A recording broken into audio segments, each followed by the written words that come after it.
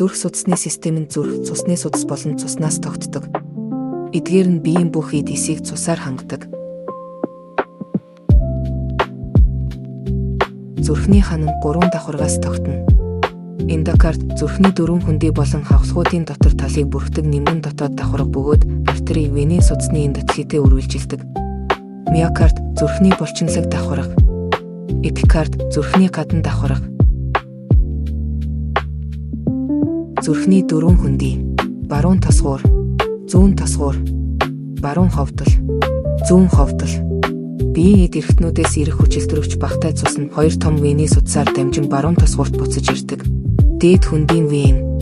Биеийн дээд хэсгээс цусыг цуглуулж зөөвөрлөн авчирна. Доод хөндийн вен. Биеийн доод хэсгээс цусыг цуглуулж зөөвөрлөн авчирна.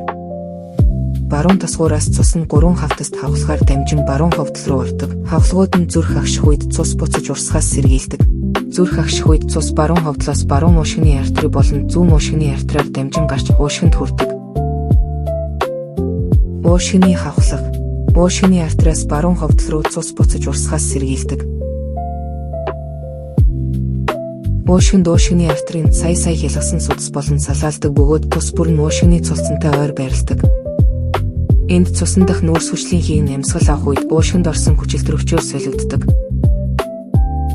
Уушгины хялгасан судаснууд нийлж 4 уушгины венийг үүсгэнэ. 2 баруун уушгины вен, 2 зүүн уушгины вен.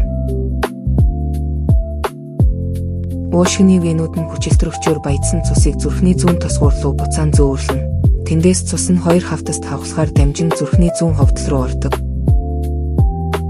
Ховдлууд агших үед хүчилтөрөвчөөр баяжсан цус нь зүрхний зүүн ховдлоос биеийн хамгийн том артери болох аортаар дамжин гардаг.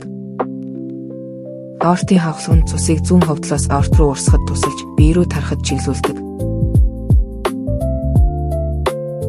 Цусны судас 3 үндсэн төрөлтэй байдаг. Артери, хялгасан судас, вен. Артерийн цусыг зүрхнээс биеийн бүх хэсэг рүү зөөвөрлөдөг бөгөөд зүрхнээс ирэх даралтыг даахуйц бат бөх уян хантай байдаг. Том артерийн 3 давхаргатай. Гадна давхарга судасны бат бөх байдлыг хангана. Дунд давхарга гүлгэр булчингаас тогтох ба судасны хэмжээг хяндаг. Дотор давхарга цусны урсгалыг жигд болгох гүлгэр гадаргуутай. Артерийн цус нь ихэвчлэн хүчилтөрөвчөөр баялаг байдаг бөгөөд тод улаан өнгөтэй.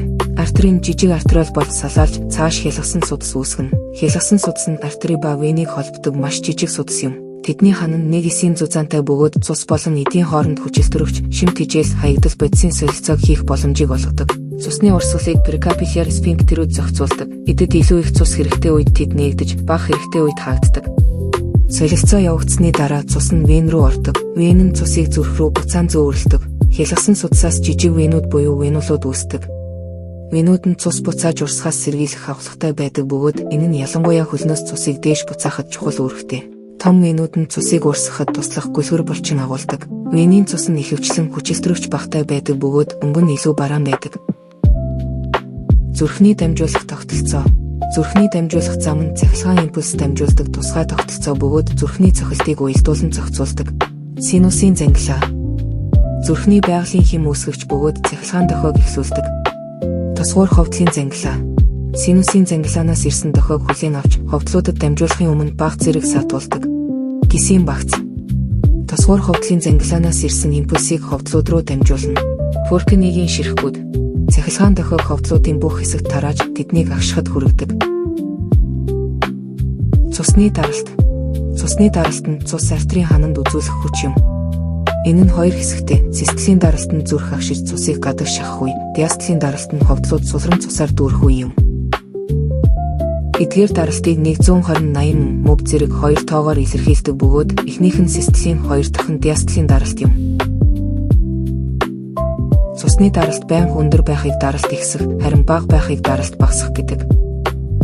Цусны даралт нь хэд хэдэн хүчин зүйлээс хамаардаг бөгөөд үүнд цусны судасны эсэргүүцэл, зүрхний шахах хүч, цусны өтгөн байдал, артерийн уян хатан чанар, зүрхний шигдээс нь эрэгтэй эмэгтэй хүмүүст өөр байдлаар илэрдэг.